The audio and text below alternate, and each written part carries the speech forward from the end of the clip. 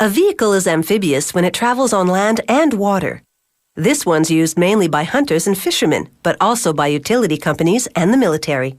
Wide, rugged tires easily trek through mud, snow, and bushes. When the vehicle's in the water, the tire's deep treads also function as paddles. This 8-wheel model can carry 6 people on land and 4 in the water. Buoyancy requires a lighter load. They begin production by welding 8 steel sections together to make the driver's seat. Then, 12 other parts for the vehicle's main frame. This frame will later house the seat, a gas tank, the battery, and a storage box. A worker assembles what's called the axle hub. A robotic press punches 5 bolts through the components to fuse them. This design keeps the hub lightweight and strengthens the axle for driving on rough terrain. Next, a worker inserts what's called the axle shaft through the hub. A robotic welding machine then fuses the shaft to one side of the hub.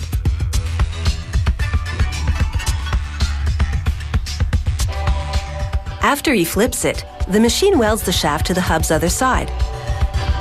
This company uses a robot for this important step because it's faster and more precise. Here, a worker reveals some of the vehicle's secrets to functioning in water. Each axle's bearing has rubber and steel collars called flanges.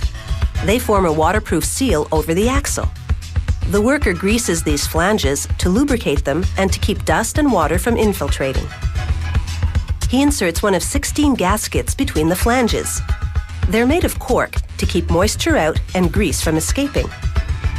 After adding another flange and a gasket, he applies a liquid compound to rust-proof the steel shaft.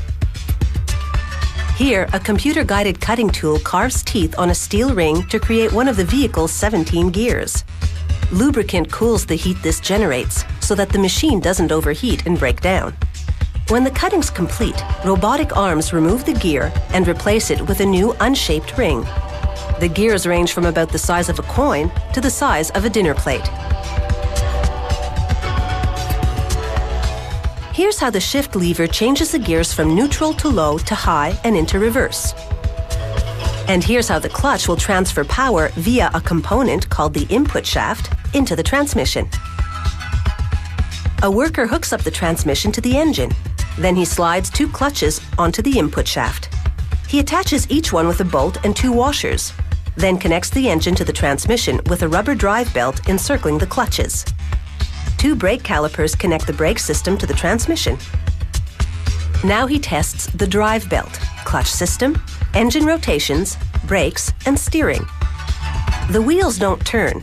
The driver steers the vehicle by slowing or braking either set of wheels and skidding to one side. To make the vehicle's lower body, they take a sheet of polyethylene, a heavy-duty plastic, and heat it in an oven. After 4.5 minutes at 232 degrees Celsius, the sheet emerges softened by the heat. An aluminum mold drops down, and a vacuum-forming machine stretches the plastic around it, sucking out the air from between the two. After the plastic cools for 4.5 minutes, the machine lifts the mold, leaving a cavity about the size of a large bathtub.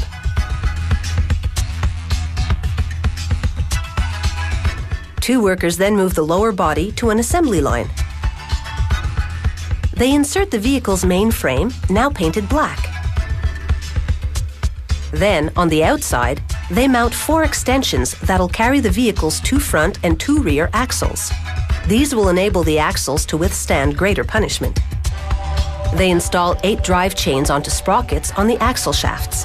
Then, 2 more linking the transmission to the components that propel the vehicle, what's called the drive system.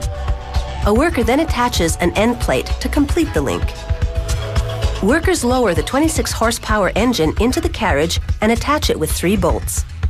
Next, the polyethylene upper body and then the wheels.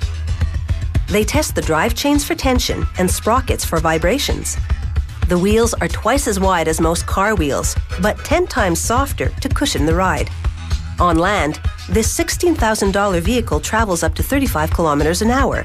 Top speed in the water is only 5 kilometers an hour, but hey, you'll make quite a splash.